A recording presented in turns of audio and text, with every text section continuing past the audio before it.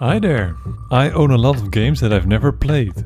I put them on the wheel to let fate decide what I should review. I'm reviewing Vampyr.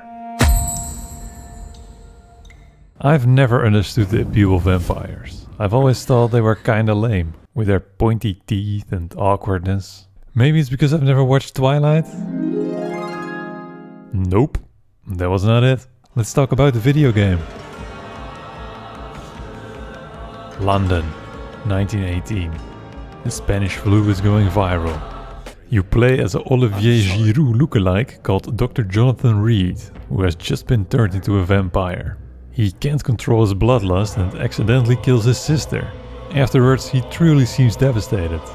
This horror, it's a nightmare. This event motivates him to try to fix all of London's problems by curing the Spanish flu, ending the vampire epidemic, and solving the mystery of all the locked doors and gates. I cannot enter. There is a lock. You end up getting a job in the Pembroke Hospital, where you'll get to know the patients and staff through dialogue. You'll treat these humans by giving them medicine, or murder them for some juicy XP. The better you know the humans, the more XP they're worth when you kill them, and as you get to know them, you'll unlock new dialogue options, which for some reasons are always said in a very confrontational way, even when it's a regular question. What will you do after your resignation? Do you have a plan? I always fancied visiting Cyprus. Such a beautiful island. And this is where the game sucked me in. I started to get somewhat attached after learning the backstories of the people in the hospital. I was spying on them to find out their secrets, healing them if they were sick and doing missions for them.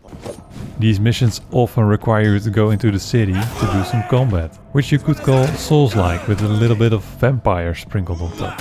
You can lock onto enemies, dodge, attack, but you can also bite and use some cool abilities. The combat is nothing special, but it's serviceable. The most interesting thing about Vampyr is the dilemma to kill or not to kill. If you kill someone, the district the humans live in will become less stable, and of course it's a less moral option. But if you don't kill someone, you'll be underleveled in combat, because the game is balanced around you killing people. I made the mistake of choosing not to kill anyone, which made the combat, especially later on, much harder. Quite often I would die to stuff like poison, or to poison, or to poison, or to poison.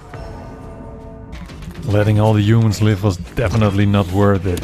I could have been a cool, overpowered vampire, but I turned the game into a worse version of Dark Souls. It was more so not worth it because the main story couldn't interest me at all. The game goes pretty deep into the vampire stuff, so I guess it only works if you love vampires, or if you are a vampire. They also force a love story into this game out of nowhere. It's the worst love story I've seen since Twilight, which doesn't say a lot since I just watched Twilight, but you get my point. Honestly, the romance is even worse. In Twilight, at least there is something going on between Bella and Mr. Vampire. In Vampyr, there has been zero romantic tension between these two, and then this happens. Promise me you'll be careful.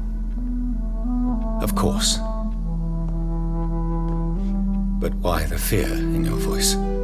Look at me, Jonathan. I am. I mean, really look at me, young Ekon.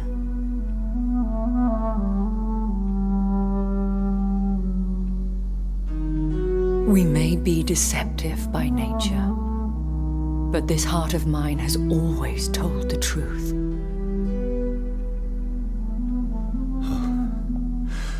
Elizabeth. Afterwards they start calling each other my love. Very funny, but that's not what it was going for. Overall I had some fun with Vampyr, but I would only recommend it if you're really into vampires. What is darkness but lurking sun? What is wall but enslaved stone? What is glass but tortured sand?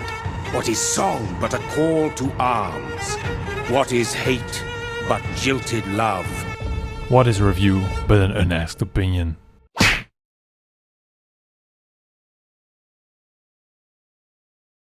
On the 8th day of Christmas, my true love gave to me 8 voracious beasts born from 8 restless nights, 4 nails piercing the flesh of the sinner. and a partridge in a pear